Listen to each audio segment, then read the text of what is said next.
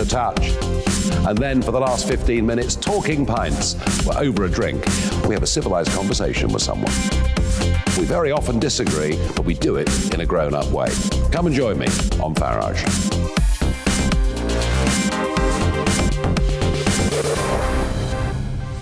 I'm Dan Wootton. Join me Monday to Thursday from 9 to 11 for the feistiest and most fun news debate on TV, where free speech reigns. I'll bring you a sharp take on the day's biggest stories, bombshell newsmaker interviews, and A-list guests.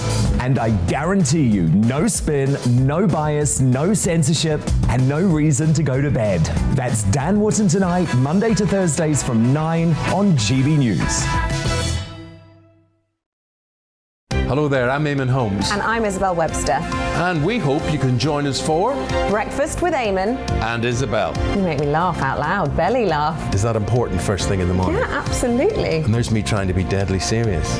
News is a serious business. Yeah, I have to rein you in sometimes. Well, it doesn't stop us laughing at it. It doesn't stop us having an opinion on what's going on. Yeah. And it certainly will not stop us reflecting what you think. Weekdays from 6 to 9:30 on GB News.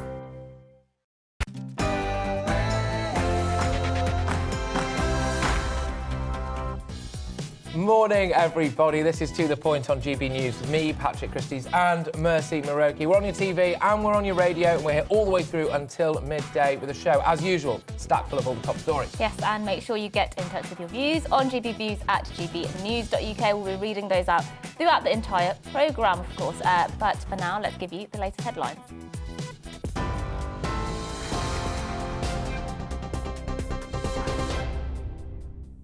A very good morning. It's 1 minute past 10. I'm Rosie Wright to get you up to date here on GB News. A Conservative backbencher has told us that Boris Johnson is facing a growing number of letters of no confidence from within his own party. Reports say 20 Conservative MPs met on Tuesday to launch a vote of no confidence in the Prime Minister at a gathering that's been described as the pork pie plot. If 54 Tories submit letters, that would trigger a leadership contest for the party. Well, the Conservative MP Andrew Bridgen told us he believes they'll hit that threshold today. I think that will push over the 54 required to trigger a confidence motion vote. We're going to be having the confidence vote probably on Tuesday or Monday next week.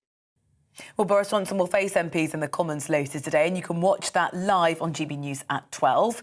It's expected that the Prime Minister is going to announce an easing of England's coronavirus restrictions. The Plan B measures that are currently in place include working from home, COVID passes, mandatory masks in shops and on public transport. Those measures are set to expire on the 26th of January. The cost of living has risen at the fastest pace in 30 years as inflation rose to 5.4% in December. Well, that's up from 5.1% in November. And the price of food, non-alcoholic drinks, hospitality and clothing went up in the last month. That rise was partially offset by declining prices of transport and recreation. Well, the Chancellor says the government is providing around £12 billion worth of support this financial year and the next. The Shadow Business Secretary, though, Jonathan Reynolds, told GB News households will feel the impact. It means for households, it means a real terms cut in household budgets. It also means a real terms cut for pensioners for the first time in many, many years because of the suspension of the triple lock. And so because we're getting this news now, and we know that in February there'll be the announcement on the energy retail price cap, and we haven't had that yet. You add that together and it is a hugely difficult picture for British households.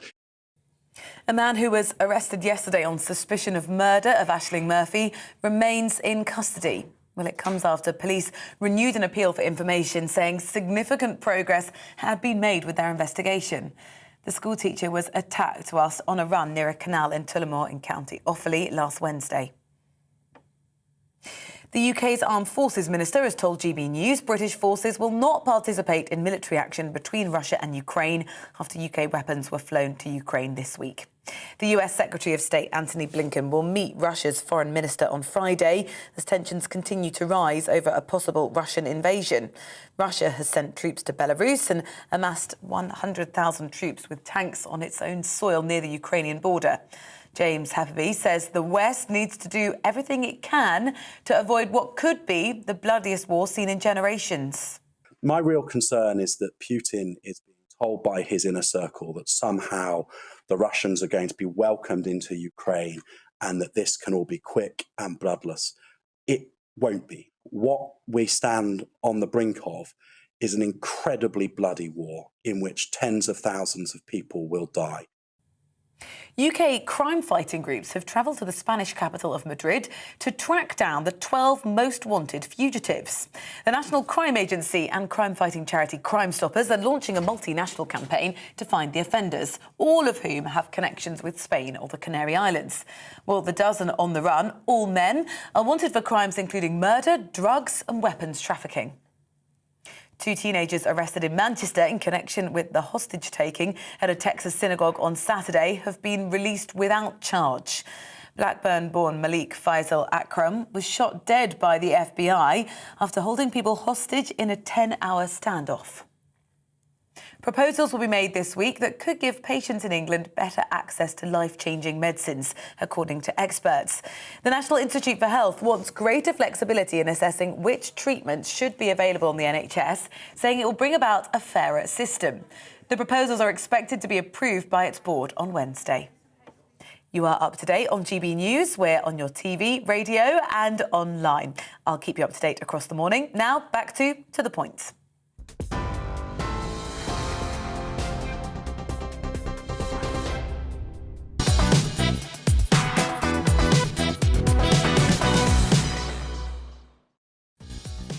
Good morning, this is To The Point on GB News with me, Mercy Muroki and Patrick Christys on your TV and radio. We're with you until midday again with today's top stories, discussions with our guests and, as always, our opinions. So here's what's on the menu today. Well, I imagine it's something to do with Prince Andrew, don't you? An ITV documentary which aired yesterday night shed some light on Prince Andrew's relationship with the convicted child sex trafficker Ghislaine Maxwell.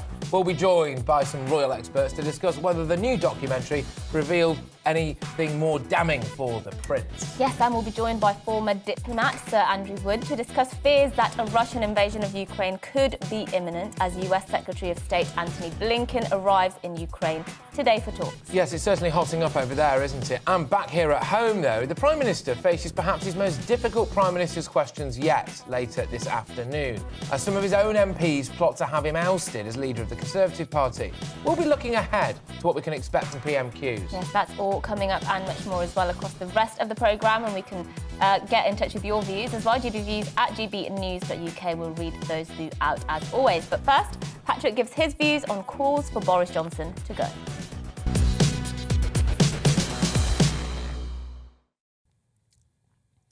Those who want Boris Johnson to go should be very careful what they wish for. Having spoken to several backbench MPs to the right of the Tory party, from what they've told me, their big grand plan is to get rid of Boris and hope that David Davis wants the job. That's it. That's the plan. Well, for starters, I'm not 100% sure David Davis wants the job, so that's quite a big issue. If Boris goes, you quite possibly get someone less electable. The noises are that it's a shootout between Rishi Sunak and Liz Truss. Yes, this Liz Truss. In December, I'll be in Beijing, opening up new pork markets. Hey, well done. That's a bit mean, though, to be fair. She is held in very high regard behind the scenes. But what about Sunak? What do we know about his politics, his ideology? Has he got one? Boris hasn't behaved like a Conservative at all, has he? But as long as he's in post, there's at least the chance that he might do.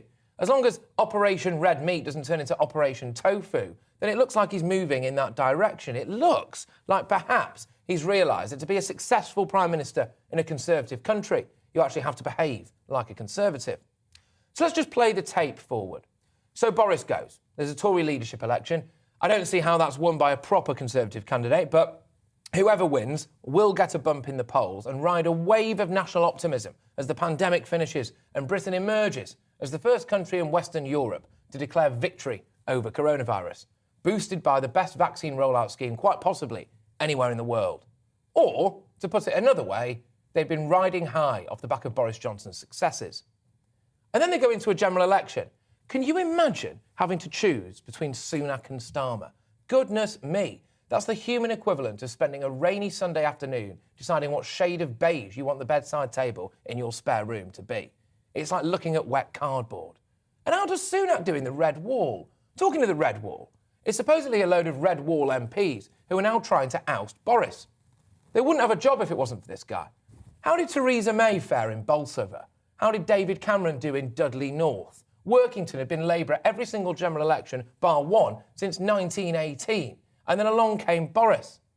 I personally don't see, if they depose Boris Johnson and replace him with someone like Sunak or Truss, how these red wall MPs are any more likely to keep their jobs. And then we have to look at who else is calling for Boris Johnson to go. There are lots of lobby correspondents with an axe to grind when it comes to Boris, and surely I can't be the only one to think that people like Beth Rigby and Kay Burley lack the moral authority to call Boris's position into question. They know a thing or two about breaking COVID rules, don't they? And they'll say, well, hey, look, we're not in charge, we're not in charge. OK, that's absolutely fair enough. But how about this then?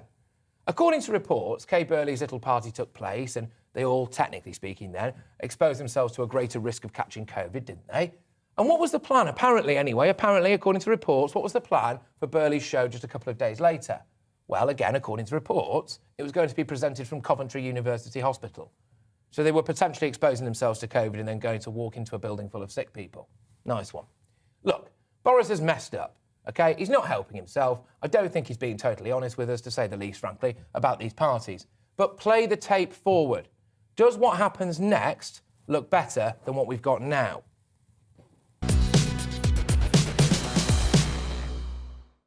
Yeah, I think you're right to some extent in terms of there's nobody else like Boris, is there, in terms of his charisma, and people feel like they resonate with him. For some reason, he does resonate with people from the working classes, despite himself, of course, coming from a very well-to-do background.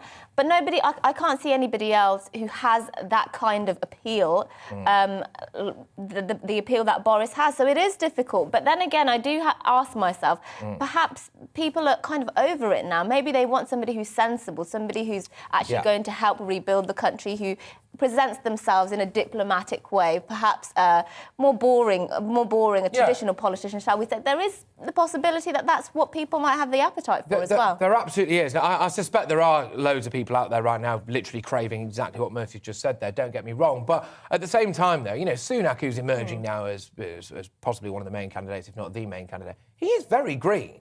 I mean, he is very green. Do you think he is not charismatic? He wouldn't appeal to... Well, I haven't seen anything to suggest that he is. I mean, he puts a hoodie on every now and again, but I mean, that's about that, isn't it? Yeah, I suppose he's somebody he's younger, of course. Yeah. To be fair, he's pretty inexperienced, in my opinion, to sort of be Prime Minister. He hasn't been a politician very long, came in the 2015 election. But then again, maybe they want a younger person who's the future of the party. So there is that option as well. But I suppose after Prime Minister's questions today, and of course Dominic Cummings says he will be giving evidence to Sue Gray, who's investigating the parties.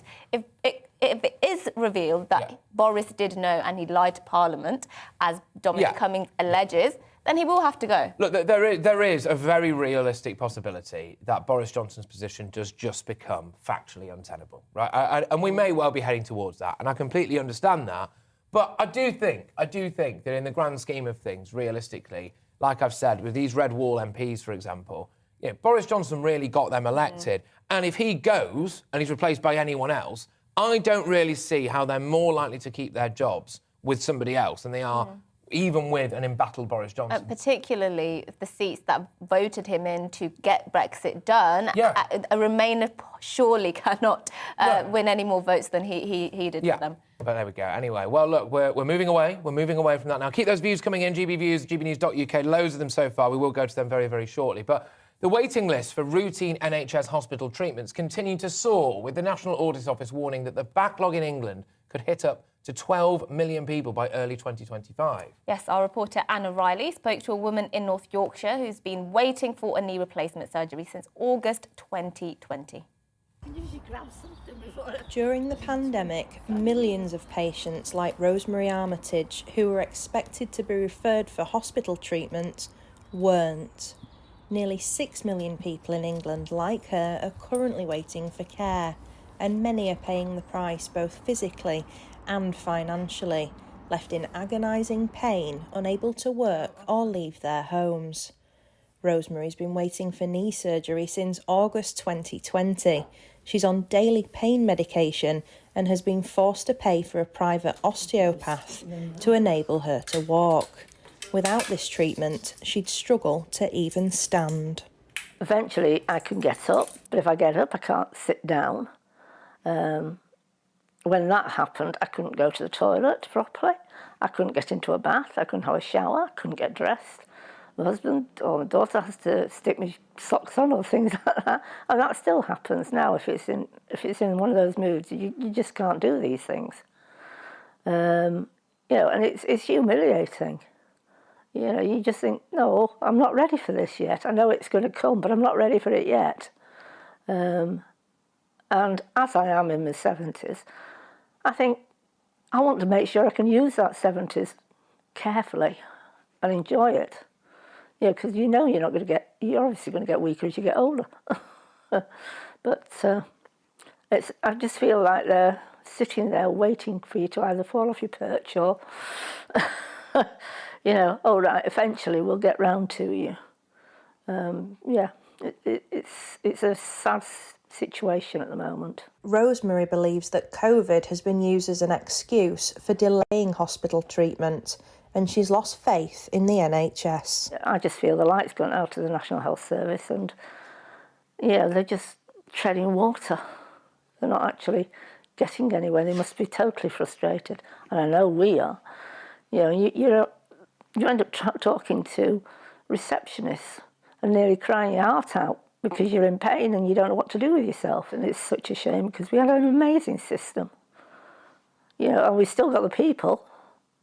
So what is going wrong? And it's not all COVID. COVID's now an excuse. We've got to get back to what we used to have and we are capable of having. We're a strong country, so why can't we do it? It just breaks your heart. In response to Rosemary's case, a South Tees hospital spokesperson said, "Our amazing doctors and nurses are continuing to provide care for patients, including the delivery of 2,823 operations in the last 5 weeks alone, as well as treating thousands of COVID patients." Anna Riley, GB News, Northallerton. It's quite a dire situation, isn't it, for so many people? I mean, waiting 2 years nearly, a year and a half, for an operation, completely unacceptable. It's not functional, is it? No, not at all. Even routine things, sorry, just quickly, because actually, even if it's like elective surgeries and things like that, it can still be causing you massive discomfort. Absolutely, a lot of people in chronic pain, absolutely. And the conditions could be actually escalating, getting worse, which leads to further problems down the line. But let's go to some of your views. You've been getting in touch about Boris Johnson. Ian here says he's a Red Wall voter and he voted for Boris Johnson at the last election. He says if they get rid of him, they stand a real chance of losing at the next elections. And he says it seems like the elite want to get rid of the posh boy who actually connects with the working classes. It may well be true. I mean, we were saying that, again, it's this red wall issue, isn't it? I think they should be very careful what they wish for. But, yes, Penny Mordaunt is emerging as someone that quite a few of you would quite like to be considered for the top job, if indeed Boris Johnson goes. Peter said that she's clear, thinking, articulate and honest. She is, absolutely. I would agree with that. Keith here says he doesn't think the Red Wall areas voted Tory because of Boris. He thinks it was more to do with Brexit and Labour's incompetence as well. So, perhaps, replacing Boris wouldn't be it wouldn't be as dramatic in terms of losing Red Wall votes, as some people say. Potentially. And Guy, thank you very much, Guy. Guy disagrees with me fundamentally on what I'm saying, because you're wrong about Boris. He's not a Tory, not really sure he's a Brexiteer, just a careerist jumping on the bandwagon.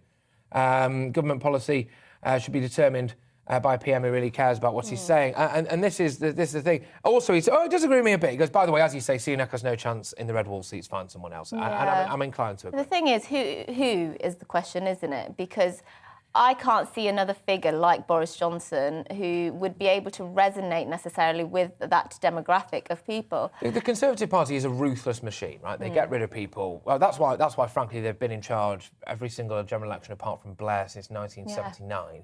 Right? And it's because they do chop and change. But it's all about winning elections, and that's why they get rid of people. If they think that leader could no longer win them a general election, then they go. Well, the question is, if you get rid of Boris because you don't think he's going to win you a general election, I would argue that's potentially wrong. But who else is there now that you'd look at and point and go, you can do it? Well, his cabinet has been called inferior by so many people, hasn't it? The talent has not been there, according to many people.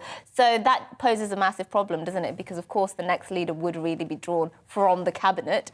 But just let us know, actually. Let us know who you think would be a good replacement for Boris if he decided to, or if he was ousted, rather. He's not going to decide to go. But if he was ousted, who do you think would make a good Prime Minister? Rishi Sunak, Priti Patel, perhaps even? Liz Truss is being mooted, isn't she? Yes, absolutely. Gove, Hunt, Jeremy Hunt. He's apparently in the running. Well, there we go anyway. Well, look, after the break, we will discuss furious reactions after the airing of ITV's Galen Prince Andrew and the paedophile documentary. We definitely misread that, though. But first, it's the weather.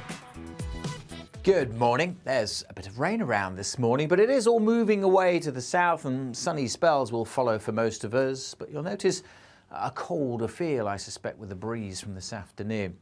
High pressure has been dominating, but one is shrinking away. Another one is moving in. But for the time being, we've got a couple of weather fronts just drifting south in between, and they're providing the cloud and the rain. A damp start over parts of northern England, Wales and the Midlands. Some heavy bursts of rain for a time across the southwest. The southeast and East Anglia, some places still misty and murky here, but we'll start to see the cloud increasing through the day and then some patchy rain here during this afternoon. Some showers will linger across northern Scotland, turning a little wintry, but for most places it'll brighten up quite nicely today with some good spells of sunshine and temperatures getting up to 8-9 degrees. For a time, double digits across the southwest, but it will feel colder, especially as the strong wind brings a real chill across the northeast and some snow showers to Shetland. Even over the mainland of Scotland, could be some sleet and snow showers this evening. Might make things a bit icy. And then down the eastern side of England tonight, there could also be some showers here. And again, some of them could be wintry. And again, it could turn icy as temperatures fall lower than the night just gone. More widely, we'll see temperatures down to freezing. So a frosty start to tomorrow. Still a few of these wintry showers, just clipping parts of Lincolnshire into Norfolk. Mostly rain, but some snow is possible. The odd rain shower for Pembrokeshire and Cornwall as well, but for the vast majority, tomorrow is a beautiful, crisp winter's day. Yes, it'll be frosty to start with, and temperatures will only reach 4 or 5 degrees for most, but the winds will be easing off, and there will, as I say, be quite a bit of sunshine around, all thanks to high pressure. This one's moving back in, keeping the weather fronts at bay. There will be at times some cloud and breeze across the northern half of the UK, but for many, the outlook, even into the weekend, is to stay dry with more fog and frost, especially in the south.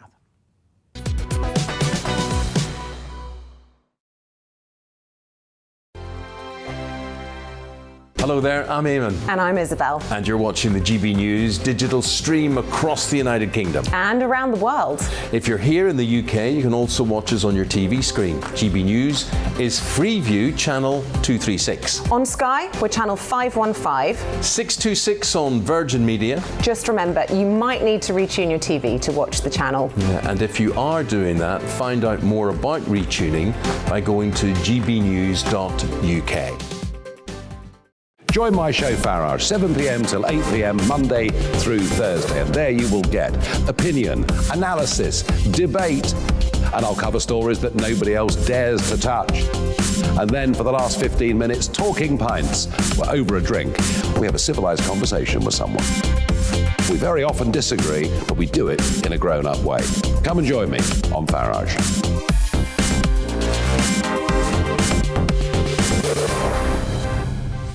I'm Dan Wootton. Join me Monday to Thursday from 9 to 11 for the feistiest and most fun news debate on TV, where free speech reigns. I'll bring you a sharp take on the day's biggest stories, bombshell newsmaker interviews, and A-list guests.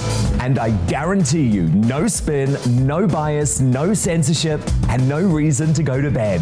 That's Dan Wootton tonight, Monday to Thursdays from 9 on GB News. Hello there, I'm Eamon Holmes. And I'm Isabel Webster. And we hope you can join us for Breakfast with Eamon and Isabel. You make me laugh out loud, belly laugh. Is that important first thing in the morning? Yeah, absolutely. And there's me trying to be deadly serious.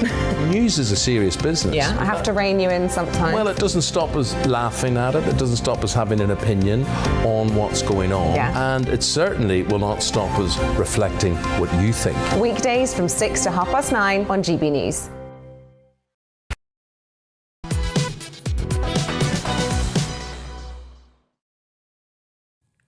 Yes, morning everybody. It's 10:24. This is To The Point with me, Patrick Christys, and Mercy Muroki on GB News. We're live on your TV and on your radio.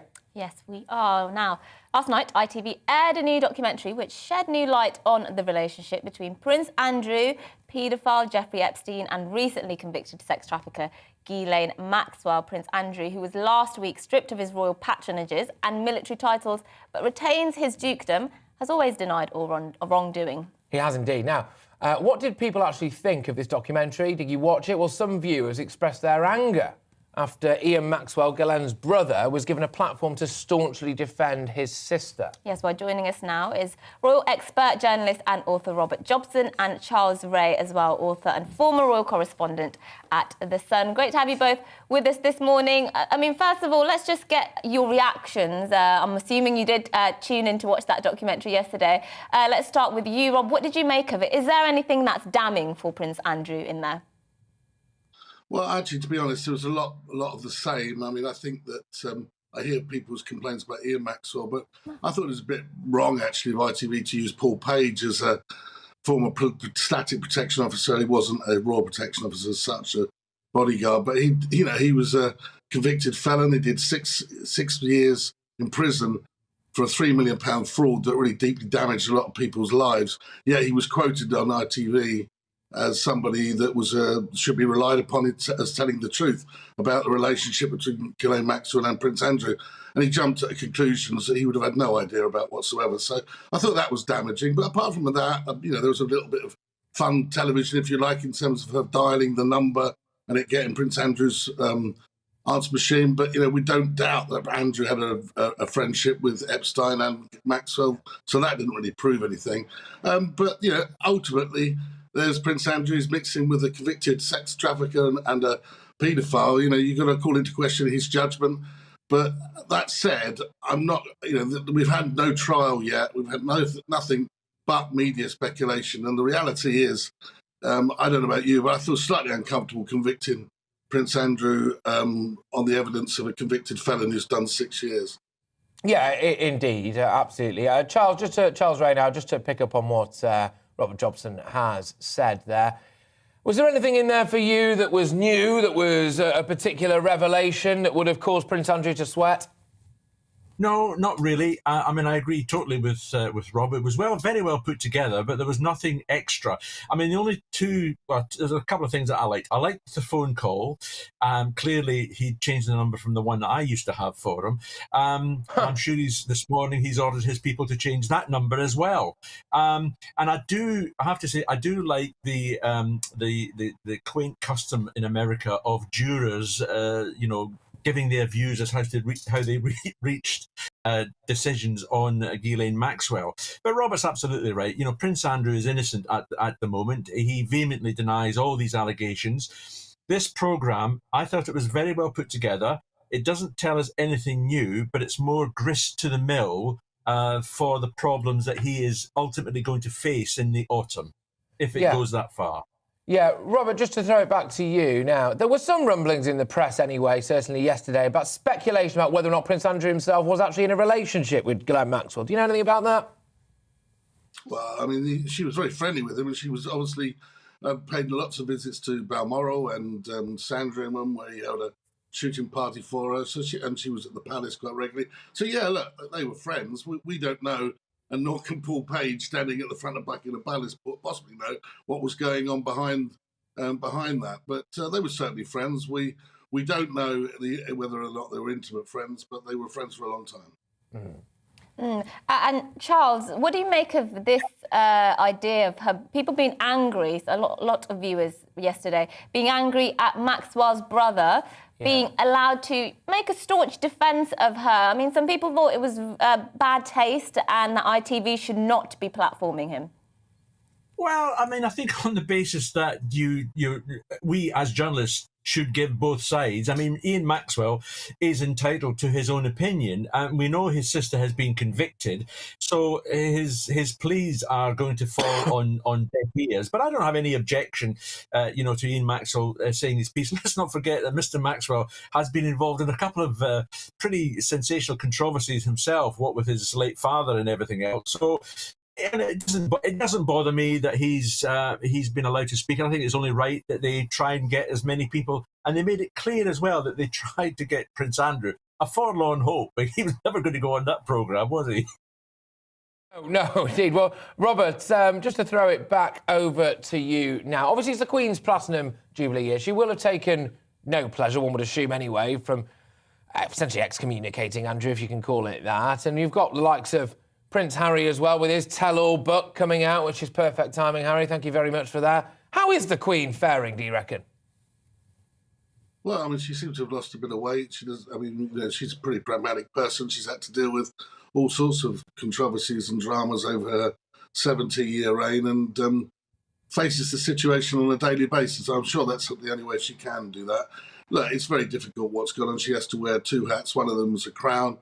And she had to make the judgment over Prince Andrew based upon what the advice was from her key advisors, which will be, now that Prince Philip's gone, will be the Prince of Wales and the Duke of Cambridge, who have got to look to the long-term future of the monarchy and the institution itself. So, there couldn't really be any personal feelings involved here. It must be very difficult, though, as a mother.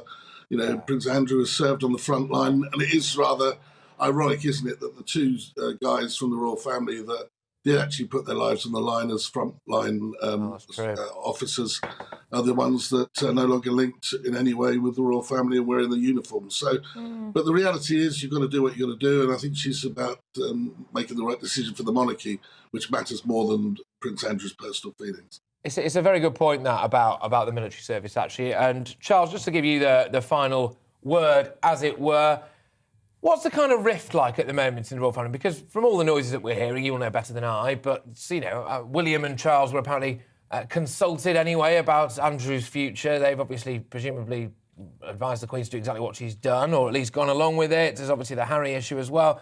I mean, actually, the royal family now, it seems to be getting smaller and smaller. Are they in any way, shape or form a united front? Is it just basically the Queen, William and Charles? Well, in effect, yes, and there's Edward as well. Let's not forget young Edward or older Edward, but yes, they are united because the main point, as Robert has just explained, the main point is the future of the monarchy. Whatever happens with Andrew and Harry is divorced now, and that will carry on. It's only a great pity that the events, particularly of Andrew, the trial, the depositions and everything else, is going to overshadow what happens in the Platinum Jubilee. But the Queen is a stoic person, and she will carry on, and she will continue to do the best she can for her country while she can. Yes, absolutely. She will indeed. Well, thank you both so much for joining us and talking about that very pertinent issue. Robert Jobson there and Charles Ray, royal experts. Yes. I think the Queen is stoic, isn't she? And she won't let any of this... Well, I'm sure it has got to her. I mean, she's human, isn't she? But she would never let it sort of... interrupt her duties, or everybody loves the Queen in this country, the vast majority of people anyway. So regardless of what happens with her family, regardless of what's going on with Harry and Andrew, I think, it's that kind of quiet, stoic dignity, isn't it, where you don't really let anything show. You've got that kind of very public front. Although she has been criticised for that, wasn't she, before, especially when Diana died as well. Let us know what you think. GBviews at gbnews.uk. And we'll get to your views shortly. And after the break, we'll be talking about rising inflation, as it has hit the highest level since 1992. But before that, a look at this morning's news.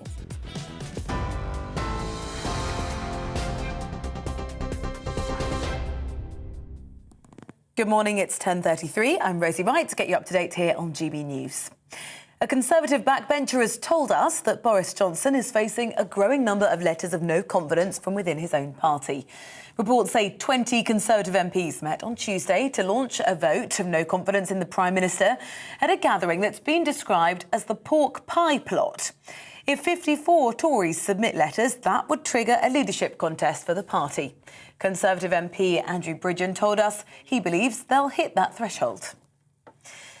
Boris Johnson will face MPs in the Commons later today. You can watch that here live on GB News from 12. It's expected that the Prime Minister will announce an easing of England's coronavirus restrictions. The Plan B measures that are currently in place include working from home guidance, COVID passes and mandatory masks in shops expire on January the 26th. The cost of living has risen at its fastest pace in 30 years as inflation rose to 5.4% in December. That's up from 5.1% in November. The price of food, non-alcoholic drinks, hospitality and clothing all went up in the last month. That rise was partially offset by declining prices of transport and recreation. The Welsh Government is being legally challenged over its mandatory COVID pass, currently needed to get into large venues like cinemas and nightclubs. Well, the campaign group Big Brother Watch is seeking a judicial review of the scheme, which came into force in October of last year, calling it draconian, discriminatory and pointless. Yorkshire County Cricket Club have appointed a new head coach on a 3-year deal. The 52-year-old is the latest addition to the coaching team as Headingley followed the departure of 16 staff members last month. Well, it comes after the allegations of racial abuse and bullying raised by the former player Azim Rafiq. You are up to date now on GB News. We're on your TV, online and DAB Plus radio. I'll keep you up to date throughout the day. But now back to the point.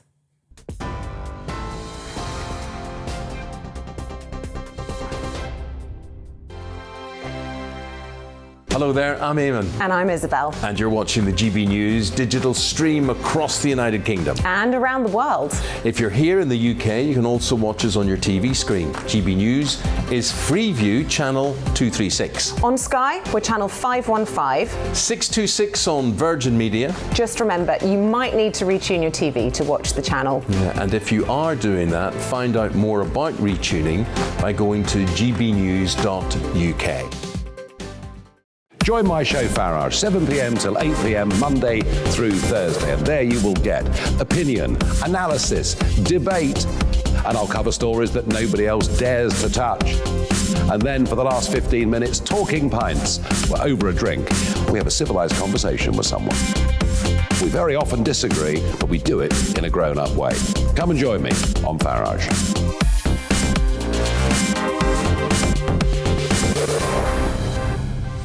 I'm Dan Wootton. Join me Monday to Thursday from 9 to 11 for the feistiest and most fun news debate on TV, where free speech reigns. I'll bring you a sharp take on the day's biggest stories, bombshell newsmaker interviews, and A-list guests. And I guarantee you, no spin, no bias, no censorship, and no reason to go to bed. That's Dan Wootton tonight, Monday to Thursdays from 9 on GB News. Hello there, I'm Eamon Holmes. And I'm Isabel Webster. And we hope you can join us for Breakfast with Eamon and Isabel. You make me laugh out loud, belly laugh. Is that important first thing in the morning? Yeah, absolutely. And there's me trying to be deadly serious. News is a serious business. Yeah, I have to rein you in sometimes. Well, it doesn't stop us laughing at it. It doesn't stop us having an opinion on what's going on. Yeah. And it certainly will not stop us reflecting what you think. Weekdays from 6 to 9:30 on GB News.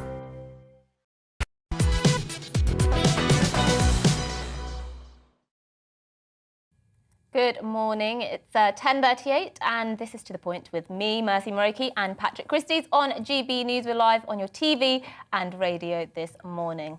Now, inflation, the increase in the price of goods and services climbed to 5.4% last month, its highest rate since March 1992, as Britain's cost of living squeeze continues. Yes, well, the Consumer Price Index, a measure of inflation, is up from 5.1% in November, which is higher than economists had expected. But what does inflation actually mean to you? Well, our East Midlands reporter Will Hollis has been in Mansfield asking people if they know what inflation is and how it affects them. Let's take a look. I can't explain it. Not that clever. Not really. I don't really follow any of it like that now. I don't take any notice of it. So, no, not really. Not really, no. I feel like, because I work, so I get money, but I don't really know anything like to do with finance. The higher the interest or inflation is, obviously the harder it is for people that, because sort of like, say, a 5% pay rise on very little doesn't mean anything, but 5% if you're on 60 grand a year means you get a hell of a lot better return. All I know is that money goes up, it constantly goes up. No one wants it to go up, and I don't understand why it does, but I just know that it does. And at the end of the day, I've got no money. That's essentially it. Can you just explain to me how inflation works? Well, not really. Couldn't you? No, not really. Know how it really works. No, not really. It's just they keep putting it up, and that's about it. Being the older generation, we've always had to watch our money and budget, and we do try and take care of what we spend most of the time. You know. Money doesn't go up. Money goes up a little bit, but nowhere near as much as the inflation. Yeah, well, I had the misfortune of being in the 70s and saw rip-roaring inflation. It was great for people who had money because, you know, you could get 15% interest on your savings. You know, can you imagine that nowadays, getting that sort of return?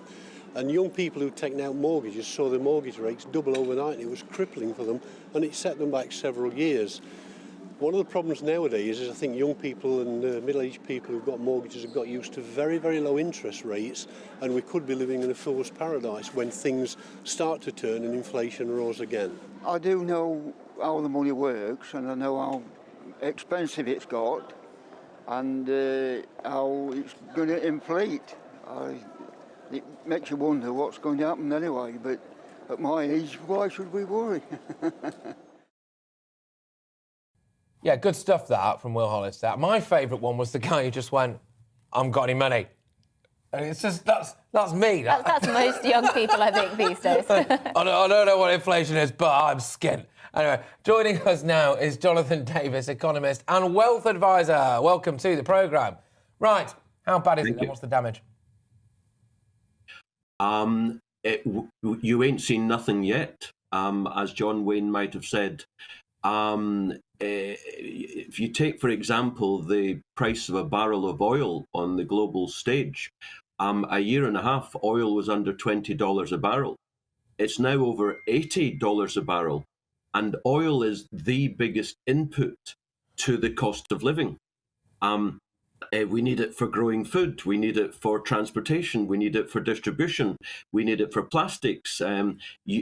These glasses, you name it, everything is made of oil, polyester. So oil is going to rise for years. And it's not just oil, it's gas prices, home energy prices, food prices, transportation, you name it. We are now in an era of rising inflation, something which essentially the public there largely have confirmed that they've never been in inflation before, although a couple of guys clearly understand where we are and where we're going. And one of the chaps said, and I agree entirely, we're heading back to the 1970s over the next few or several years, and inflation is going to be really, really hard, and people's standards of living are going to fall markedly. So is there anything that people can do? Because, of course, they can't control prices going up, and average household bills have increased by 30%. Do people just have to suck it up and accept that this is the year that we'll be facing? Well, it's not just a year. I'm afraid to say I believe this will continue for a generation, as it did from the late 1940s to the late 1970s. As far as I can see, the only thing that people can do, other than, of course, continue to be clever shoppers and continue to try and get the best prices, as we've done forever, is people have to invest in their pensions and their ISAs in a way that meets the investment challenge. So they have to invest in, for example, to go on to continue what I was saying earlier, they have to invest in oil and gas companies, which are likely going to rise in value many-fold over the next 5 years. Now, what our viewers really care about is what it looks like when they open their wallet, right? Is there more money in there? Is there less money in there? How badly hit, if it's possible for you to say, or I know it's probably a bit of speculation, but how badly hit is your average man and woman going to be financially? Well, actually, Patrick, I wrote about this just a couple of weeks ago. My expectation is that Mr. and Mrs. Miggins, you know, the average couple on the street, unfortunately, their standard of living is going to fall by 20% over the next 4 or 5 years. Can't fall any lower. So That's it in a nutshell. And then add on another 5 years onto that, and then another 10 years onto that. Gosh, I tell you what, if my standard of living fell by 20%, I'd literally be living in a pigsty. I actually seriously would. I can't sink any lower, you know. But okay, all right. So not great news for Mr. and Mrs. Miggins, as you were saying there. And look, how do we get out of this then? Come on, just solve it for us. I can't be dealing with my standard of living dropping 20%. Get us out of this crisis. What do we do? Well, the government needs, because this is all government and Bank of England created. It doesn't happen automatically. Inflation is created by politicians and bureaucrats. So the government needs to drastically reduce spending. It needs to curtail its profligate spending, and that would take the government slightly out of the economy, giving a chance for private sector to take over. Private sector is generally more deflationary. Government is generally more inflationary. The Bank of England needs to raise interest rates, which of course it won't. And also, we have to get away from the con artists in the climate change lobby who have basically told, going back to oil and gas again, the oil and gas companies for the last 10 years to stop looking for oil and producing it. So we now have a deficit of oil and gas supply. That's the reason why energy costs are soaring, because there isn't enough oil and gas being supplied. If we got more oil and gas, the oil and gas would fall. Inflation would fall. Okay, all right, good stuff. Well, look, thank you very, very much for that, Jonathan Davies there. Of course, filling you in on, well, I suppose it's quite a bleak picture, really. But I understand now that Aldi has been named the cheapest supermarket of the year in a Which survey. They are also the employers of the fastest checkout assistants the world's ever seen. They are indeed. I'm a great fan of Aldi, actually. Yeah. I like Aldi. They regularly win taste tests and stuff like that. And they pay quite well, actually. They pay their staff pretty well. They should do. They're ruthlessly efficient. You just stand there, right? You better forget taking a bag to Aldi, right? Go with a parachute, right? And just stand at the end of the till, open it, and they just fire it in like a food machine gun. But anyway, Paul Hawkins now joins us, our national reporter, and he's live outside an Aldi. Fantastic stuff. Paul, what's going on? Yeah, well, it's funny you guys say that, because I remember back in 2008 when Aldi and Lidl first entered the UK supermarket, it was a little bit embarrassing to say that you went and shopped at Aldi or Lidl. You know, they were at the bottom end of the market. People really didn't know what they were about, but their entry into the UK supermarket scene really sparked a price war that's been ongoing for the last 10 years. They now account for around 15% of the UK's supermarket sector. They run on margins of about 2% compared to the big four, which are Sainsbury's, Asda, Morrison and Tesco. They run profit margins of around about 3%. But their entry, those German supermarkets entering the UK supermarket sector in 2008, sparked a price war, which means that really over the last 10 years we've seen the cost of food and drink as a proportion of the average household budget fall from around about 25% in the 1970s to 11%. So prices have been really low on food and drink for the past sort of 2-3 years, but because of the rise in the cost of living, which affects businesses as much as it affects individuals, there is only one way that analysts say that prices are going to go down, and that's that they're going to start to creep up. Question is, who in the supermarket sector is going to jump first? Now, as you say, Aldi and Lidl, they have been named one of the cheapest supermarkets for the past year. They've kept prices very low, but even those are going to rise. So at the moment, average grocery prices, according to the Switch survey,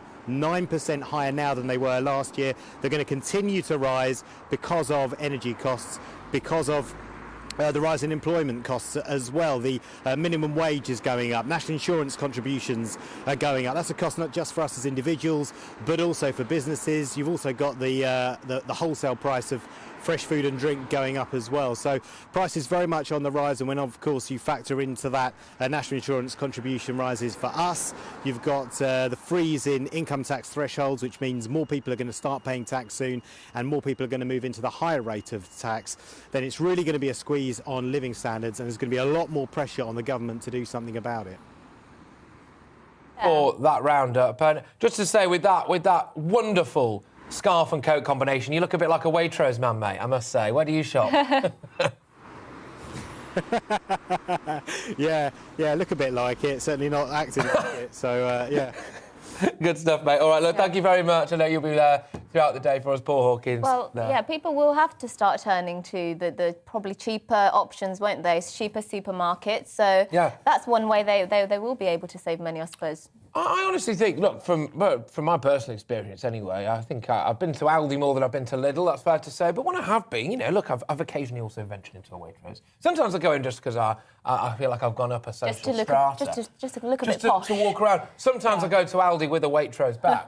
Right, and then you put all the stuff in, and it makes you look posh. But yeah, no, seriously, I mean, I'm rate it. No, they're good quality. Yeah. And the fruit and veg is actually very good value, actually, and the meat as well. And the meat, indeed. Yeah. Right. Well, look, ladies and gentlemen, make sure you get in touch. There's GBviews at gbnews.uk. There's a lot that we've covered so far today, a lot for you to get your teeth stuck into. Right at the top of the show, we were discussing about Boris Johnson going, right, and whether or not the people who want him out should be careful what they wish for. And a lot of people have been getting in touch about that. There's a lot of love, if Boris does go anyway, for Lord Frost.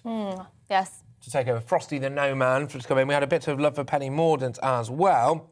Well, somebody here, Ian says Johnson's a traitor, the electorate are seething.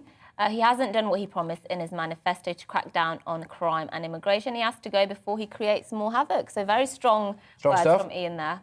Yes, indeed. Another Ian, double Ian, says the MPs who want to remove Boris better be careful with who they get to replace him. How would a Remainer go down in the Red Wall seats? You made that point before. These Red Wall Tories now at the moment, who seem to be handing letters in left, right and centre, would you have a job if it wasn't for Boris? Well, Margaret says it's nonsense to say there's no one who can't replace Boris. The country deserves integrity, not a liar. There's always someone to take your place. After all, how good are these MPs?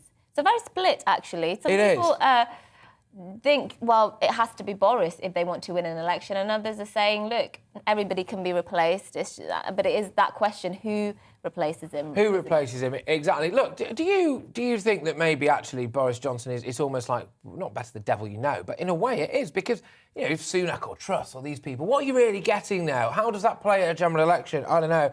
But just veering away from that, John's been in touch. We were actually discussing, weren't we, about, as well, the Prince Andrew documentary. That came out last night. And John says, I'm 61. Queen Elizabeth has been my queen ever since I can remember, all my life. I can't imagine Great Britain without the Queen. God bless the Queen. Fantastic stuff. We are, of course, belting out the national anthem every single morning. We are, every single morning for the Platinum Jubilee. Yes.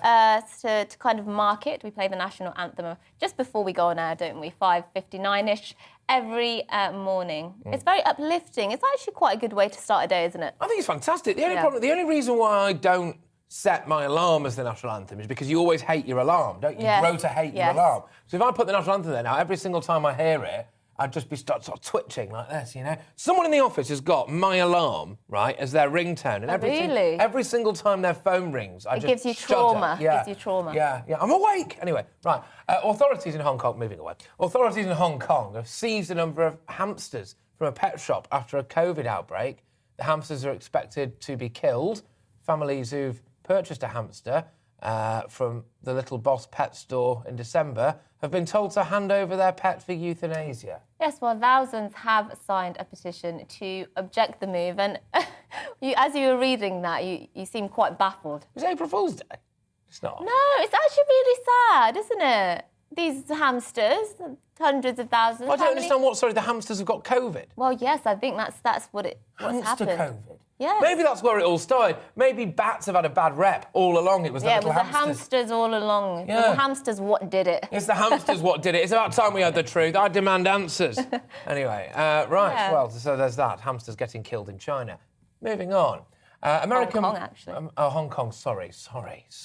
American mobile networks, AT&T and Verizon, say they will delay the rollout of their new 5G service at some airports. Yes, the service was expected this week, but some airlines have stalled the launch, claiming the signals could interfere with aeroplane navigation systems, which is the last thing you possibly want. If there's any risk of that happening, then I would assume that's a pretty bad idea. I mean, it's the kind of thing you'd hope would have been picked up in testing, really. Yes. It's the kind of thing you would hope, you know, it doesn't have to get to the airport and planes falling out of the sky before you realise. I always thought that was a bit of a myth, that if you kind of have your data on, that it will mess Yeah, it up. I did. You know, one of those things that you get told, but it's actually just not true. I just thought that's what that was. Yeah, I thought that was, but it turns out actually it could be deadly. So there you go. Not ideal. But yeah, it's a bit of a strange one, that I must say. I think you can see there's a lot of 5G conspiracies out there, aren't there? And there is, and I know somebody's going to email in now and tell me it's absolutely risky. You know, you could actually crash the plane if you turn on your 4G or whatever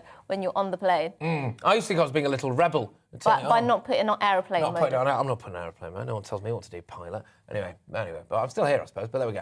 Right, keep all your thoughts coming in to us on email, gbviews@gbnews.uk. We will be back, obviously, later on, anyway, with some of today's top stories. But for now, let's just have a little cheeky glance back into the inbox before we do give you all of your latest headlines. So, David Davis is emerging as one of your frontrunners, the idea to take over from Boris Johnson if he goes. I'm not sure about that one. I don't think he wants about that one. Well, look, I did allude to this earlier on, which is that from some of the MPs to the right of the Tory party, as it were, from the back benches, as far as I can tell, having spoken to quite a few of them now, the plan is to just get rid of Boris Johnson and hope that David Davis wants the job. But I'm not sure if anyone's really consulted David Davis about this. Yeah, I'm not sure he's the guy, really. And I think we need somebody fresh, somebody new, don't we, really? I mean, I like the man. Also, Steve Baker, although he's a backbencher, isn't he? I don't think he would. He wouldn't. But Steve Baker's been suggested a few times, actually, by some of our viewers and listeners, because a lot of people now see him as almost the opposition to Boris Johnson. He holds him to account quite a lot. People see him as a proper Conservative as well. So, but he's a backbencher, of course, so there's not much of a chance of that happening. But Peter's, just quickly to finish, Peter's a man with answers, right? Peter looks at a problem and finds a solution. Peter says, I suggest people should be careful what they wish for, but here's my top 8 to replace Boris and how they voted over Brexit. Anne-Marie Trevelyan, Michael Gove, Rishi Sunak, and then out of the Remainers anyway, Liz Truss, Jeremy Hunt, Sajid Javid, Tom Tugendhat and Ben Wallace. So, look, he's put his cards on the table. Yep. He's shown us his deck. Thank you very much, Peter. Cheers for getting in touch, everyone, as well. GBViews, gbnews.uk. Yes, well, let's give you the weather on a short break. Hello again. Bright, sunny skies are arriving across the UK once early cloud has cleared, but they are accompanied by a cold wind coming all the way from the Arctic and carrying some wintry showers, but only in a few places. For many, once this cold front is through, high pressure is building back in, so it's staying relatively settled. However, you can see the tight isobars there, especially across northern and eastern parts of the UK. A cold wind returns directly from the north, and that wind will blow some wintry showers, a mixture of rain, sleet, hail and snow for parts of northern Scotland. Meanwhile, cloud and outbreaks of generally showery rain clearing the south by early afternoon, and then those brighter skies for all of us.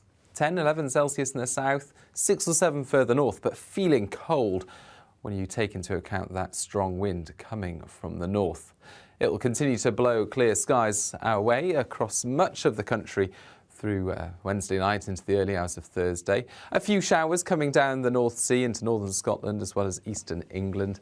Again, a mixture of rain, sleet and snow. But we'll get some clear spells away from those showers. Temperatures fairly widely below freezing. So a frosty, cold start to Thursday. Plenty of bright, sunny weather first thing. Not much fog around compared to recent mornings. But it is going to be a cold day, particularly in the north and the east when you take into account that wind, gales around the far north at first. And that wind will also blow in further snow showers for the far north of Scotland and perhaps the odd snow flurry for eastern counties. Otherwise, plenty of sunny weather. And under those clear skies again on Thursday night, widely a frost will form. In fact, it could be a very cold night indeed across some southern and southwestern parts of the UK, perhaps in some spots the coldest night of the winter so far. But cloudier skies return from the west on Friday, and that cloud will keep frost a bit more limited through the weekend.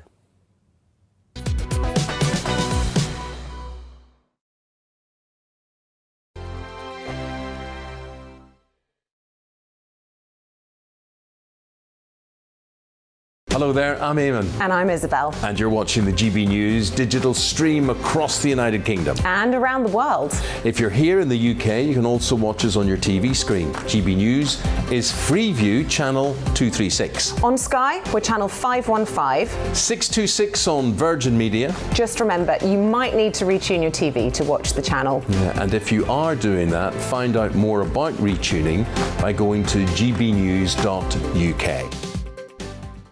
Join my show Farage, 7 p.m. till 8 p.m. Monday through Thursday, and there you will get opinion, analysis, debate, and I'll cover stories that nobody else dares to touch. And then for the last 15 minutes, talking pints. We're over a drink. We have a civilized conversation with someone. We very often disagree, but we do it in a grown-up way. Come and join me on Farage.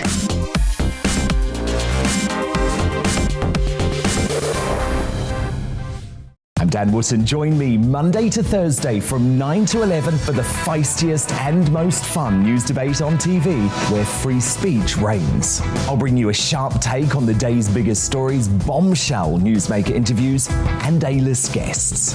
And I guarantee you, no spin, no bias, no censorship, and no reason to go to bed.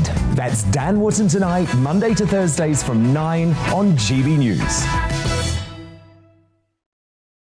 Hello there, I'm Eamon Holmes. And I'm Isabel Webster. And we hope you can join us for Breakfast with Eamon. And Isabel. You make me laugh out loud, belly laugh. Is that important first thing in the morning? Yeah, absolutely. And there's me trying to be deadly serious. News is a serious business. Yeah, I have to rein you in sometimes. Well, it doesn't stop us laughing at it. It doesn't stop us having an opinion on what's going on. Yeah. And it certainly will not stop us reflecting what you think. Weekdays from 6 to 9:30 on GB News.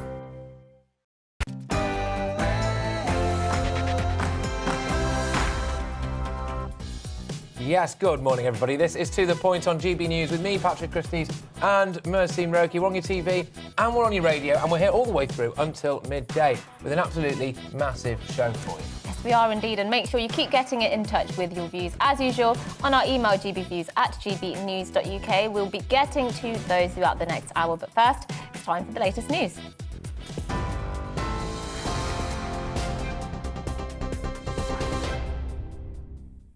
A very good morning to you. It's just gone 1 minute past 11. I'm Rosie Wright to get you up to date on GB News. A Conservative backbencher has told us that Boris Johnson is facing a growing number of letters of no confidence. Reports say 20 Conservative MPs met on Tuesday to launch a vote of no confidence in the Prime Minister at a gathering that's been described as the pork pie plot. If 54 Tories submit letters of no confidence, that would trigger a leadership contest for the party. Well, Conservative MP Andrew Bridgen told us he believes they'll hit that threshold. I think that will push over the 54 required to trigger a confidence motion vote. We're going to be having the confidence vote probably on Tuesday or Monday next week. Well, Boris Johnson will face MPs in the Commons in just over an hour. You can watch that live here on GB News. Well, also in PMQs, it's expected the Prime Minister is going to announce an easing of England's coronavirus restrictions. The Plan B measures that are currently in place include working from home guidance, COVID passes and mandatory masks in shops and on public transport. Those rules are currently set to expire on the 26th of this month. The cost of living has risen at the fastest pace in 30 years as inflation rose to 5.4% in December. That's up from 5.1% in November. And the price of food, non-alcoholic drinks, hospitality and clothing, they went up in the last month. That rise was partially offset by declining prices of transport and recreation. Well, the Chancellor says the government is providing around £12 billion worth of financial support this financial year and the next. The Shadow Business Secretary, Jonathan Reynolds, though, told us households are going to feel the impact. It means for households, it means a real terms cut in household budgets. It also means a real terms cut for pensioners for the first time in many, many years because of the suspension of the triple lock. And so because we're getting this news now, and we know that in February there'll be the announcement on the energy retail price cap, and we haven't had that yet, you add that together and it is a hugely difficult picture for British households. A man who was arrested yesterday on suspicion of murder, the murder of Aisling Murphy, he remains in custody. It comes after police renewed an appeal for information, saying significant progress had been made with their investigation. The schoolteacher was attacked whilst on a run near a canal in Tullamore in County Offaly last Wednesday. A former British ambassador to Russia says he's concerned British troops training Ukrainians won't be able to get out of the country in time if a Russian invasion does occur. Well, the UK's Armed Forces Minister has reiterated British forces will not participate in active military action between Russia and Ukraine. Russia has sent troops to Belarus and amassed 100,000 troops with tanks on its own soil near the Ukrainian border. Well, Sir Tony Brenton told GB News the UK infantry training team of around 100 personnel sent to Ukraine will be the only Western troops there at this dangerous time. So it looks to me very much as if we are, without much public debate, putting British troops in harm's way, at the very least creating a danger that we're going to have to ignominiously skedaddle as we had to out of Afghanistan. And I just wonder if this has been sufficiently debated here in the UK. UK crime-fighting groups have travelled to the Spanish capital of Madrid to track down the 12 most wanted fugitives. Well, they include one of Scotland's most wanted, who's just been named as James Stevenson. The National Crime Agency and crime-fighting charity Crime Stoppers are launching a multinational campaign to find the offenders, all of whom have connections with Spain or the Canary Islands. Well, the dozen on the run, all men, are wanted for crimes including murder, drugs and weapons trafficking. 2 teenagers arrested in Manchester in connection with the hostage-taking in the US at a Texas synagogue on Saturday have been released without charge. Blackburn-born Malik Faisal Akram was shot dead by the FBI after holding people hostage in a 10-hour standoff. The committee investigating the US Capitol riots have issued subpoenas to some of Donald Trump's closest advisors, including the former New York mayor, Rudy Giuliani. The committee is demanding information and testimony from Mr. Giuliani, who defended the president of the voter fraud claims in the months after the 2020 election. Yorkshire County Cricket Club have appointed Otis Gibson as their new head coach on a 3-year deal. The 52-year-old is the latest addition to the coaching team at Headingley, following the departures of 16 staff members last month. It comes after the allegations of racial abuse and bullying raised by a former player, Azim Rafiq. You're now up to date here on GB News. I'll bring you more as it happens. Now let's return to the point.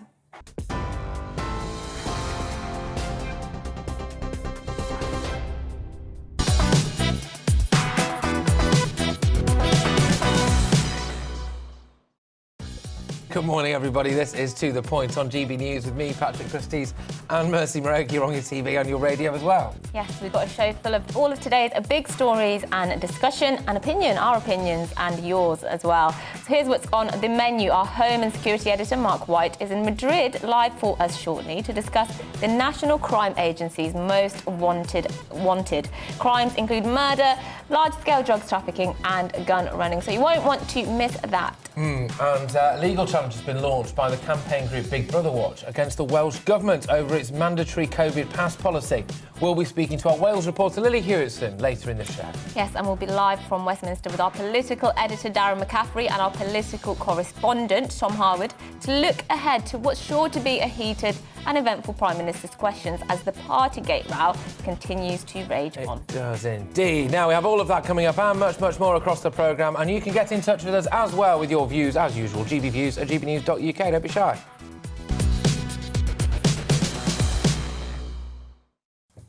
Right, well, Boris Johnson's bracing himself for another tough day in Westminster, isn't he? Not only will he come face-to-face with Sir Keir Starmer, unless he has to isolate again, obviously, Prime Minister's questions, but he is facing down a rebellion of Red Wall MPs in his own party, the so-called pork pie plot. I mean, this lot wouldn't have a job if it wasn't for him. But anyway, there are reports that a number of Conservative MPs are ready to submit letters of no confidence in the Prime Minister. Yes, well, let's head to Downing Street to our political correspondent, Tom Harwood, and our political editor, Darren McCaffrey, who I cannot see, but I think we just have Tom for now.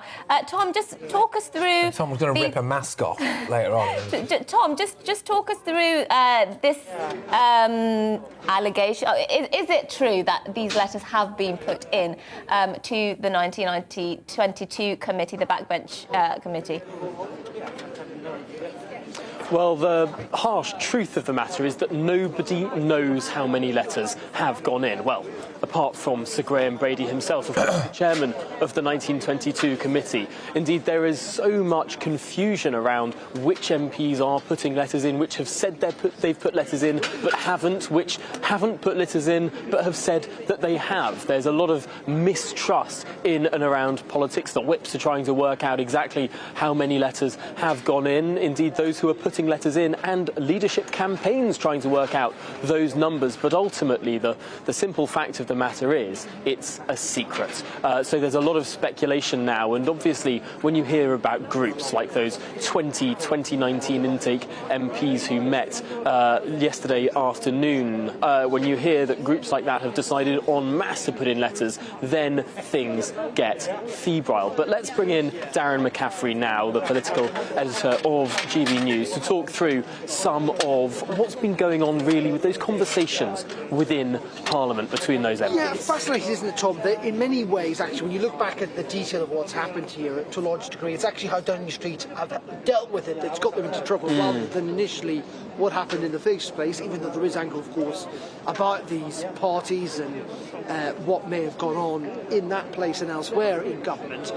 And I say that because it appears that actually some of the ways of Boris' supporters are trying to cajole this 2019 intake into not issuing letters has meant that they've gone around suggesting that they may face deselection, or the boundary review might see the constituency disappear, or that potentially, they're not going to get jobs in the government in the future. No attempt to kind of charm them or convince them not to get rid of Boris Johnson. And I think also some of the language that's come from cabinet ministers and elsewhere in private towards these nobodies, as they were referred to yesterday, again, has also not helped the case. So in the end, I think that has also kind of reinforced to a degree some of that 2019 intake's kind of perception that this government, that this Prime Minister is not necessarily on their side. Do some of those people within the Boris Johnson camp, though, some of those people that have been ringing around MPs, that have been briefing out that some of these 2019ers don't remember what it was like in 2013 when David Cameron was 15 points behind, or in 1986 when Margaret Thatcher had a double-digit position behind the Labour Party of that time to then win a 100-seat majority the next year? Is this potentially a case of a bit of naivety from some of the plotters? Well, it's fascinating that you were talking to Anne Whitcomb on your programme a little bit earlier, and she was pretty scathing, branding these MPs as idiots, and also suggesting that one way not to solve your problem is to change your leader every time you want to change your socks, effectively. And you're right, I think there is a sense amongst the old guard within the Conservative Party, more seasoned politicians, if you like, that this is midterm blues. We've been here before. Every government goes through this. Yes, things are difficult, but you need to kind of persevere to a large degree. And, they would point to things like what happened to Margaret Thatcher in the 80s, or indeed John Major in the 1990s, who managed to cling on a vote, though, of course, he went on to lose that election. And I think, in part, one of the reasons that happened is those MPs have not been in Parliament, not just for very long, but they haven't been there at all because of coronavirus. There's not been that collective sense of party and the discipline. And you've got all of these WhatsApp groups where they're sort of caucusing amongst themselves rather than relying on this whipping structure. So potentially we're seeing a very 21st century style of politics taking place right now. Yeah, and I think the interesting thing is that, and this is what's probably worrying for Boris Johnson, talking about those kind of WhatsApp groups, is that there is different factions of the party who aren't necessarily in favour of Oliver Dowden there, the chairman of the party, leaving. You've got people who don't like Brexit, you've got some of the 29 intake who don't like what the government's doing, you've got people on the right of the party who don't like tax rises and some of the COVID restrictions we've seen. So you've got these different factors coming into play, and in addition to that, what I would say is let's also not lose our perspective here. Like, trying to get rid of a sitting Prime Minister is difficult. I mentioned John Major's vote, that he kind of the put up and shut up vote in the mid-90s. Or indeed Theresa May's vote, whereby they reached... Exactly. It destabilised her, but it didn't dethrone her. I am being told in my ear that we have to finish this up, but... Just very finally on that, I think there will also be concern that Boris Johnson, could face a vote of confidence, win it, but still be massively weakened by that. And that's the big question for everyone, is can the Prime Minister not just survive this, if he does survive, can he recover? Well, on that note, back to you, Patrick and Mercy. Yes, thank you very much. Tom Howard there, of course, and Darren McCaffrey outside Downing Street. Well, US Secretary of State Antony Blinken has landed in the Ukraine today to meet the Russian foreign minister as tensions between Washington and Moscow continue to rise over a possible Russian invasion of Ukraine. Yes, the trip is set to show US support of Ukraine and emphasise to Russia the need for de-escalation. Russia has repeatedly denied any plans to launch an attack on neighbouring Ukraine. Yes, indeed. Well, Sir Andrew Wood served as British ambassador to Russia and Moldova between 1995 and 2000. And very gratefully, he joins us now. Thank you very, very much indeed. Look, initially, let's just start with the brass tacks of it all. How imminent do you think a Russian invasion is, if at all? That's guesswork. I think it is... They put themselves in a position it's going to be very difficult for them to do nothing. What they've done is to issue a direct threat, mass troops, and we have said we are not going to retreat NATO back to the boundaries of 1997. Nor do we think, rightly I think, that NATO is a threat to Russia. This is a made-up conflict by Putin, possibly to improve his rating at home or something like that, but it is a made-up conflict. So the question is whether they're going to do it at all. They'd be very foolish to do it, but they may. You know, Britain and indeed America and their allies are calling for de-escalation immediately. And of course, we just mentioned the Secretary of State there has gone to Ukraine. What do you think needs to happen or needs to be said for de-escalation to actually take place? Or do you think actually Putin won't listen to any of the Western powers? I think he'd be very reluctant indeed to listen. He is in a rather peculiar position. He actually is working from what the Russians call the bunker. He's not really having a proper consultation with his own people, but he's massed those troops there and they've been there for a long time. So in terms of presentation, it would be difficult for him to de-escalate with any speed. He would want something in return. But what he wants in return is some form of betrayal by us of Ukraine, which I think we should not give, and I hope they will not give. OK. Now, I did overhear, it was an earlier interview on the briefing with Tom Howard, actually, where an individual said that we currently have troops stationed in Ukraine, and the concern there is that if Russia does try on, and they do invade, well, it would be British troops, wouldn't it, that would be fighting against them? And I mean, that's a no, British troops would not be fighting. Would we not? What would we do? We'd just let Russia roll in, would we? No, we have 100 troops there on training. We are supplying, rightly, the Ukrainians with defensive weapons, and the purpose of that group is to show them how to use them. I think the idea about our being involved in fighting is very unlikely, and I think that the army is in better place to decide what to do about that than that person as you described him, who of course I know very well. I thought what he said was more appropriate to RT than to GBNews. OK, all right. So it's a very, very interesting kind of geopolitical event, this. Putin obviously has got some form in it when it comes to this kind of thing. You don't strike me as being too unduly worried. Are you actually? And also, should the British public be a bit more concerned? It does seem like, you know, a faraway country, but actually these things can get closer to home quite quickly, can't they? No, I am worried because it's an absolutely critical moment, being compared rightly to the Cuba problem under Khrushchev, and there has to be some resolution of it. We've had a direct threat. The Russians have made no backing to that.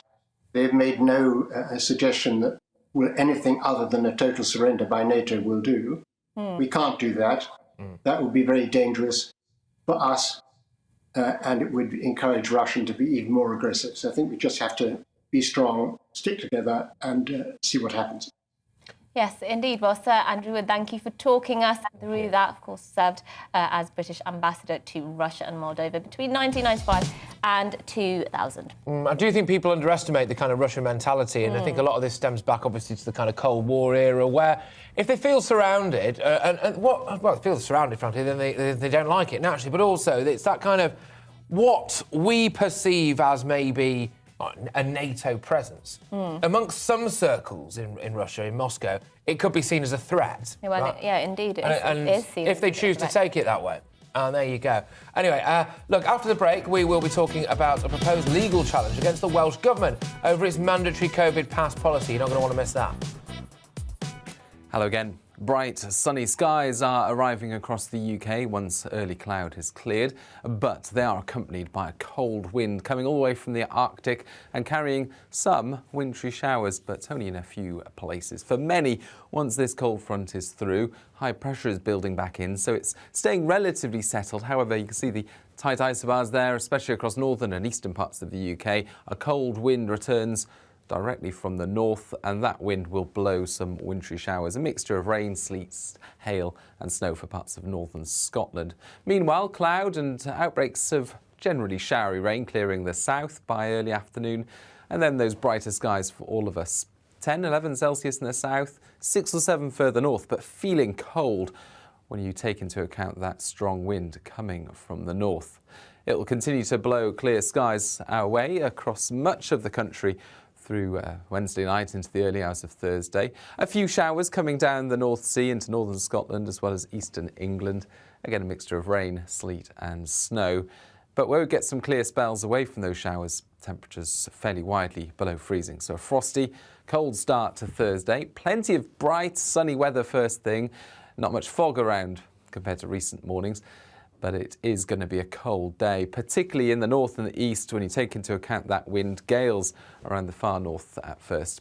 And that wind will also blow in further snow showers for the far north of Scotland and perhaps the odd snow flurry for eastern counties. Otherwise, plenty of sunny weather. And under those clear skies again on Thursday night, widely a frost will form. In fact, it could be a very cold night indeed across some southern and southwestern parts of the UK, perhaps in some spots the coldest night of the winter so far. But cloudier skies return from the west on Friday, and that cloud will keep frost a bit more limited through the weekend.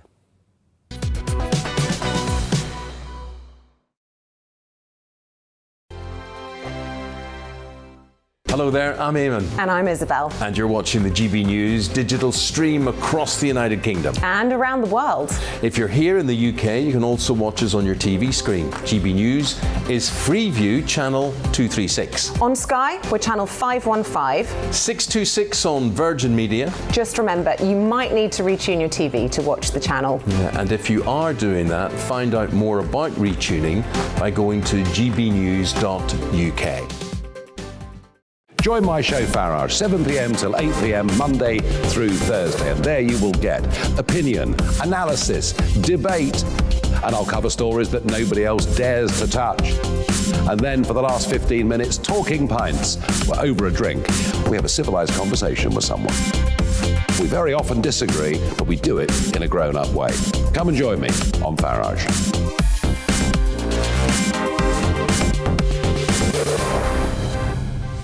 I'm Dan Wootton. Join me Monday to Thursday from 9 to 11 for the feistiest and most fun news debate on TV, where free speech reigns. I'll bring you a sharp take on the day's biggest stories, bombshell newsmaker interviews, and A-list guests. And I guarantee you, no spin, no bias, no censorship, and no reason to go to bed.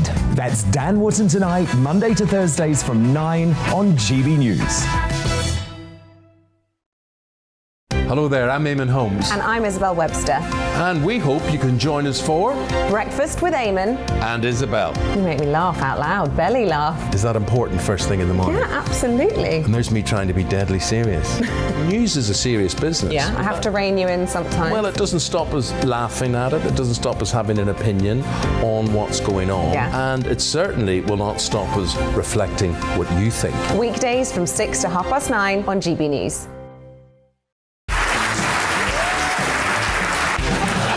My name is Andrew Doyle. Join me every Sunday evening at 7 p.m. for Free Speech Nation. This is a show where we address current affairs and news stories of the week with the help of two wonderful comedian panellists. I brought in comics because I want to give it a lighter edge, and also they work for less. See you there.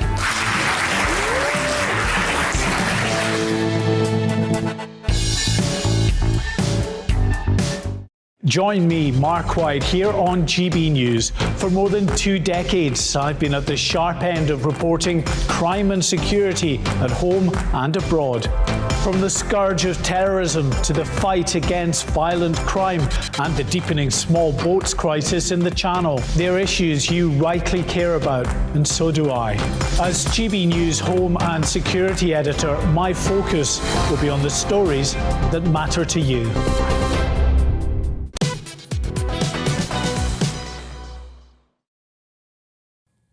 Morning, everybody. It's 11:24. This is To The Point with me, Patrick Christys. I'm Mercy Muroki on GB News, live on your telly and live on your radio as well. Yes, indeed. Now, an East London criminal wanted for the murder of an Essex grandfather is believed to be hiding from law enforcement in Spain. Nana Apong is alleged to have shot Robert Powell 8 times with a pistol in June 2020. Well, senior officers from the National Crime Agency and Crime Stoppers travelled to the Spanish capital, Madrid, to launch a multinational campaign to track down Apong and 11 other fugitives. Our Home and Security Editor, Mark White, is actually in Madrid with NCA officers, and he joins us now. Talk us through this case, please, Mark. Good afternoon to you. Yes, these are murderers, drug traffickers, drug runners, some of the UK's most dangerous criminals who have, in recent months or years, we're told, moved, we believe, to Spain, tried to integrate themselves into the British expat communities across Spain and to some of the associated islands, like the Canary Islands, for instance.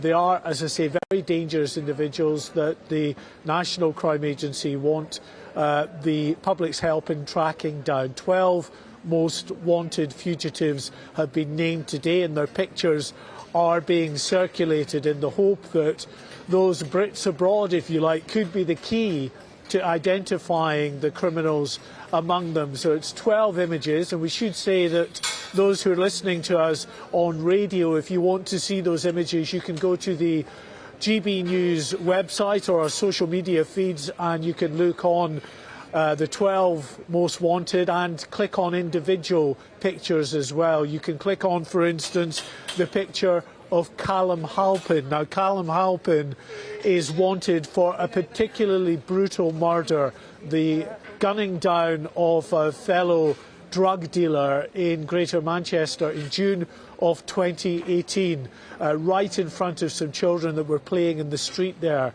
A very dangerous individual, according to the National Crime Agency. And Callum Halpin is described as being 6 feet tall, athletic build, fair complexion. He's a gym goer, possible lazy eye, the description goes. So maybe quite distinctive if you know him in your local community. We know, of course, we've got quite a few viewers out in Spain, so that's why, of course, the National Crime Agency are using media outlets like GB News to try to get that message out there.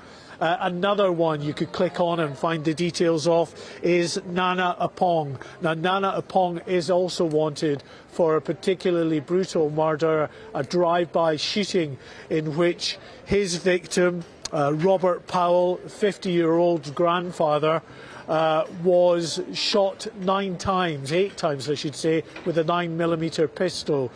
He is also believed to be hiding out somewhere in Spain, as is James Stevenson, originally from the Glasgow area. He is a drugs trafficker, wanted for the importation of very significant quantities of cocaine and of Valium, street Valium, and other drugs as well. Known to carry a weapon, again, someone who is, according to the authorities, a very dangerous individual. So anyone with any information is asked to contact Crime Stoppers. There's also a number in Spain that people can contact. And as I say, the best way to do that is go on the GB News website, get all the details you need. Very, very much. It's really gripping and informative stuff. Mark White there, our Home and Security Editor in Madrid for us, just reporting on that. He's with National Crime Agency officers as well. Yes, indeed. Now, a legal challenge is to be launched against the Welsh Government over its mandatory COVID pass policy. Civil Liberties campaign group Big Brother Watch is seeking a judicial review of the scheme, which it has said is draconian, discriminatory and pointless. While our Wales reporter Lily Hewitson has the story. Lily, give us just the latest updates on this. Yes, good morning, Mercy and Patrick. The Welsh Government initially said that COVID passes would be brought in order to keep businesses here in Wales open. But over the Christmas period, as we saw, that wasn't the case at all. Nightclubs had to close, as well as those social distancing measures which were put back into the hospitality industry, which affected places like this theatre behind me, where they had to change the way they do things, even though COVID passes were said to be the answer. Now, the Big Brother Watch are launching the legal challenge against the COVID pass policy. As they say, the passes don't stand up to scrutiny, and they want full disclosure of the documents and advice that led ministers to make these decisions in the first place. Now, the COVID passes were initially used in music events and large-scale music events outdoors here in Wales last summer, but then they were made mandatory in October. Since then, people have had to show the COVID passes to prove their vaccine status or their lateral flow status in order to get into large-scale events, nightclubs, theatres, cinemas, that kind of thing here in Wales. But the big scrutiny is that the COVID passes didn't stop businesses having to close over the Christmas period when restrictions were tightened. Now, nightclubs were closed, fans were stopped from going to sporting events here in Wales, as well as the rule of 6 implemented in hospitality venues as well, which of course made trading difficult over that particularly busy period. Now, the director of the Big Brother Watch says if COVID passes are having no noticeable effect on public health, then there's simply no justification for them. But they're not stopping here in Wales. The group have also launched a legal challenge in England against the COVID pass scheme there, and they've told the UK government that they should bring that to an end at the end of January as well. So the Welsh Government say the venues where COVID passes are required are those indoor venues where lots of people gather. But as well as this legal challenge, there are calls for actual hardcore evidence that COVID passes actually work and stop the transmission, particularly after so many businesses had to close here in Wales over the Christmas period. Very, very much for reporting to us on that. Thank you very much, Lily Hewitson there, of course, who is reporting on this potential legal battle involving, I suppose, the Welsh Government, really. Yeah, it's been very controversial, hasn't it? It has been very controversial, especially one of the ways that the vaccine passport situation was voted through as well, where there was that member of the Senate who couldn't log on to... Yeah. I'll remember. And it passed by that one vote, didn't it? Yeah, and that's it. Yeah. That's the thing. It would have been held otherwise. And it is a really kind of feisty situation in Wales. Mark Drakeford's another one of the rule breakers, isn't he? Living it up at a Diwali ceremony. Remember that video? It does all seem as though, you know, those in glass houses shouldn't throw too many stones. But look, what do you think? When we come back after the latest headlines, anyway, we are actually going to be talking to Rich Taylor, who, of course, is a very prominent Welsh political commentator. He's going to be joining us after that to give his views. You're not going to want to miss out, ladies and gents. Very, very staunchly against vaccine passports. So we'll hear from him, and we'll also hear from our culture and social affairs editor, Inaya Falarin Iman, about the French politician Eric Zemmour, who's been fined over hate speech. But before that, a look at this morning's news.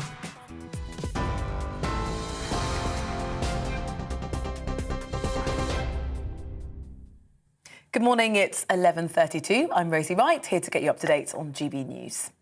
A Conservative backbencher has told us that Boris Johnson is facing a growing number of letters of no confidence from within his own party. Reports say 20 Conservative MPs met on Tuesday to launch a vote of no confidence in the Prime Minister at a gathering that's been described as the pork pie plot. If 54 Tories submit letters, that would trigger a leadership contest for the party. Well, Conservative MP Andrew Bridgen told us he believes they'll hit that threshold. Boris Johnson's going to face MPs in the Commons in just over half an hour's time. You can watch that live here on GB News. It's also expected that the Prime Minister is going to announce an easing of England's coronavirus restrictions. The Plan B measures currently in place, which include working from home guidance, COVID passes and mandatory masks in shops and on public transport, are currently set to expire on the 26th of this month. Now, the cost of living has risen at the fastest pace in 30 years as inflation rose to 5.4% in December. Well, that's up from 5.1% in November. The price of food, non-alcoholic drinks, hospitality and clothing all went up in the last month. That rise was partially offset by declining prices of transport and recreation. The Welsh Government is being legally challenged over its mandatory COVID pass, currently needed to get into large venues such as cinemas and nightclubs. Well, the campaign group Big Brother Watch is seeking a judicial review of the scheme, which came into force in October of last year, calling it draconian, discriminatory and pointless. A 21-year-old man has been charged with stalking involving fear of violence offence after an 18-year-old went missing in Windsor on Sunday morning. Marnie Clayton was since found in Basingstoke on Monday. Abid Khan will appear at Reading Magistrates Court later today. You're now up to date here on your television, online, DAB plus radio. I'll be back to keep you up to date across the afternoon.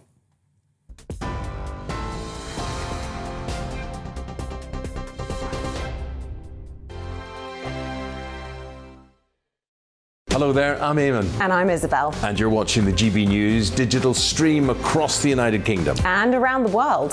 If you're here in the UK, you can also watch us on your TV screen. GB News is Freeview channel 236. On Sky, we're channel 515. 626 on Virgin Media. Just remember, you might need to retune your TV to watch the channel. Yeah, and if you are doing that, find out more about retuning by going to gbnews.uk. Join my show Farage, 7 p.m. till 8 p.m. Monday through Thursday. And there you will get opinion, analysis, debate, and I'll cover stories that nobody else dares to touch. And then for the last 15 minutes, talking pints. We're over a drink. We have a civilised conversation with someone. We very often disagree, but we do it in a grown-up way. Come and join me on Farage.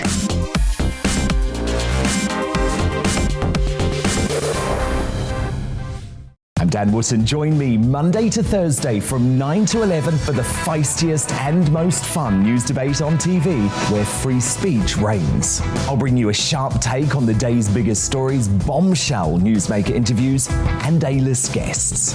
And I guarantee you, no spin, no bias, no censorship, and no reason to go to bed. That's Dan Wootton tonight, Monday to Thursdays from 9 on GB News.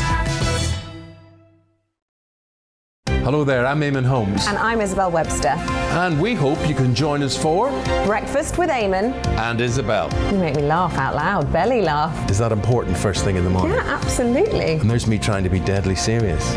News is a serious business. Yeah, I have to rein you in sometimes. Well, it doesn't stop us laughing at it. It doesn't stop us having an opinion on what's going on. Yeah. And it certainly will not stop us reflecting what you think. Weekdays from 6 to 9:30 on GB News.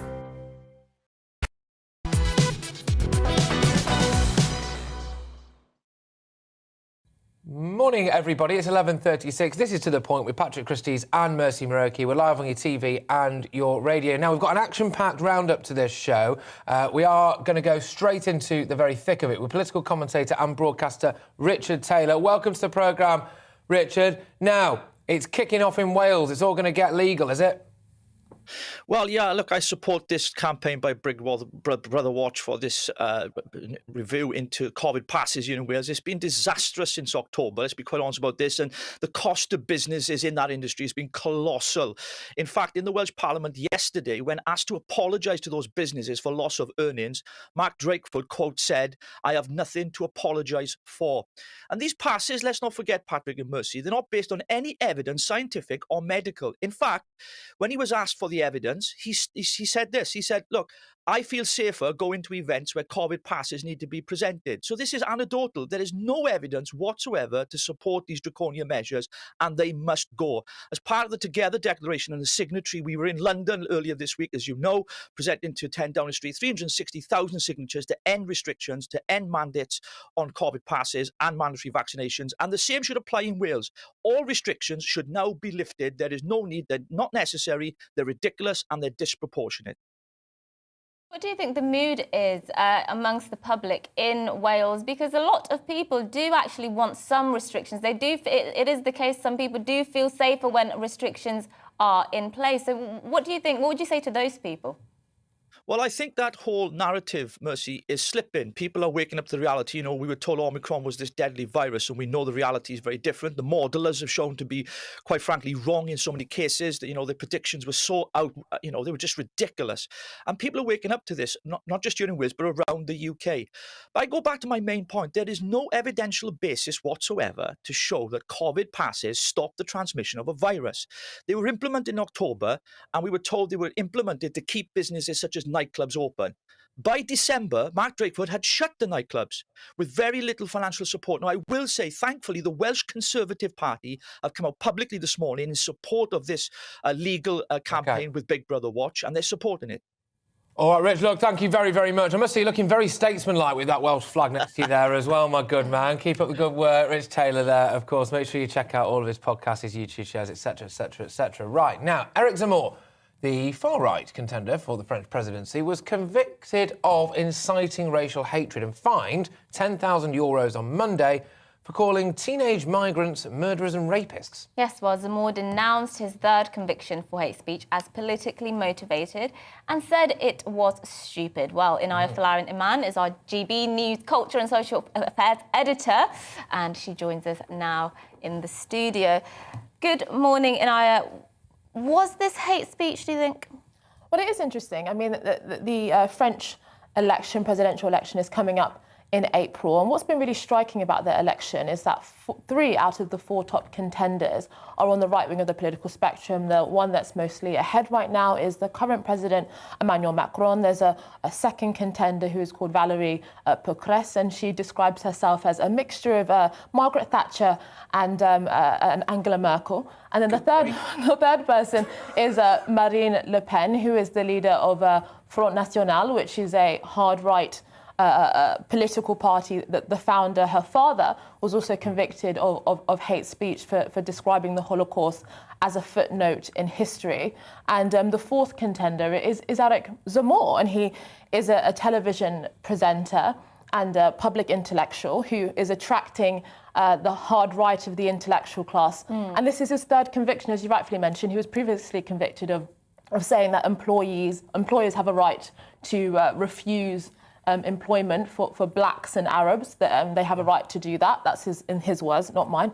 And he was convicted for hate speech then, and this is his third conviction of something, as you described, calling people thieves and murderers and stuff like that. So an incredibly, well, he's quite, an incredibly divisive and I would say hateful man, I suppose, if he's saying employers should stop blacks and Arabs from have the right to stop them. I mean, what kind of support does this man enjoy within France itself? Oh, he is running about 13% in the polls. And I think it is very interesting because, you know, our current Prime Minister, you know, Boris Johnson, has been criticised for some things he said in the past. And, you know, people on the left in particular like to describe him as far right and things like that. And it is quite striking when you look at the selection of right-wing candidates, in particular in France, compared to our Conservative candidate. Is a very different kettle of fish. France has got massive social problems. Yes, indeed. And I think a lot of these candidates do exploit the very real tensions that exist in France.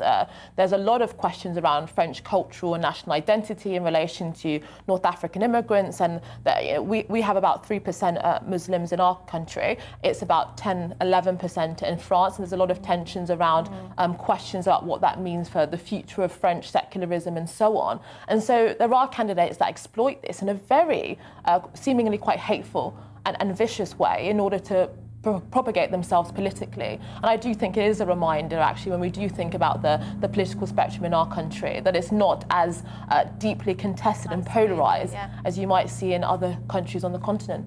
Yes, well, Inara, thank you so much for bringing us that See you soon. Thank you very much. It feels weird having you sat there and not there. Cause Yeah. going on the Fridays. Anyway, right. Well, look, let's head back to Downing Street and to our political editor, Darren McCaffrey. Thank you very much, Darren. Now, Prime Minister's Questions is set to start in about 15 minutes' time. Grab the popcorn, ladies and gentlemen. It's going to be a big one. What can we expect here, Darren? Yeah, indeed, Patrick, and as you can see, the Prime Minister's car waiting outside here in Downing Street. The Prime Minister expected to leave in the next couple of minutes. Last week we said that this was probably the most important question time since the Westminster affair back in the 1980s. Well, I think this Prime Minister's question time is probably the most important, well, since last week. And I say that because, first of all, an awful lot has happened between last week and this week, not least of all those allegations of parties on the eve of the Duke of Edinburgh's funeral. In addition to that, we've also, of course, had Dominic Cummings essentially accused the Prime Minister of lying to Parliament last Wednesday, misleading it when it came to what happened at the Downing Street party back in May. And we know that there potentially now are dozens of Conservative MPs who've handed in letters to Sir Graham Brady calling for a leadership challenge. So in the end, Boris Johnson is going to have a pretty good PMQs. This is a critical moment for his premiership. He is really essentially fighting for his political life at the moment, and that is why at 12 o'clock it will be absolutely fascinating to watch how the Prime Minister deals with these questions from Sir Keir Starmer. Let's not also forget, though, immediately afterwards, the Prime Minister is going to make a statement to Parliament on Plan B. It looks like lots of the COVID restrictions around working from home and also things like vaccine passports may well be out of place in England. So here's the Prime Minister now. Prime Minister, are you concerned about the rebellion? Well, there you go. That is Boris Johnson on his way to Parliament, as I say, to talk not just about COVID, as I was just explaining, but also to talk and to answer questions for Sir Keir Starmer. Critical moments for Boris Johnson. You will not want to miss it. We'll have full coverage from 12 o'clock on GB News. Well, Darren McCaffrey, thank you very much, our political editor. Catching a glimpse as well of Boris Johnson as he left Downing Street there. A big day for him, but then again, when is it not? Darren, thank you very much. Day for him. It does make me laugh. I'll take this the right way, Darren. I'm not digging you out at all. It does make me laugh when the Prime Minister leaves Downing Street and all the reporters shout at him. Are you going to go, Prime Minister? No point in history has the Prime Minister ever come up just gone, well, actually, I'm an absolute charlatan and this will be my last day in office. I don't know how the brass necks will even long it out for this long, to be honest with you. They never answer them, do they? Anyway. You've got to try, I suppose. You've got to try. Yeah, because that'll be the one day that he does, wasn't it? Yeah. Yeah, let's finish with some of your views. We've been asking you about who you think could replace Boris if he was to go. Elizabeth here says, may I suggest that unless Boris is replaced by a Brexit supporter, any momentum to reap the benefits of our escape from the EU will be lost. Yes, indeed. And Ian, we've had loads of Ians get in touch today. Ian's out in I noticed that too. How dare the Red Wall... It's all in caps, so he means it. How dare the Red Wall Conservative MPs turn now against Boris? But for Boris, they wouldn't have seats at all. Yes, Ian, I've been saying that, to be fair. Look, he's obviously well within their rights to hand in letters if they want, but I think they should be careful what they wish for. Absolutely. Well, that is it from us here at To The Point. But don't go away. As we said, up next is the briefing with Gloria De Piero, and that's Prime Minister's questions you won't want to miss. But first, let's give you the weather. Hello again. Bright, sunny skies are arriving across the UK once early cloud has cleared, but they are accompanied by a cold wind coming all the way from the Arctic and carrying some wintry showers, but only in a few places. For many, once this cold front is through, high pressure is building back in, so it's staying relatively settled. However, you can see the tight isobars there, especially across northern and eastern parts of the UK. A cold wind returns directly from the north, and that wind will blow some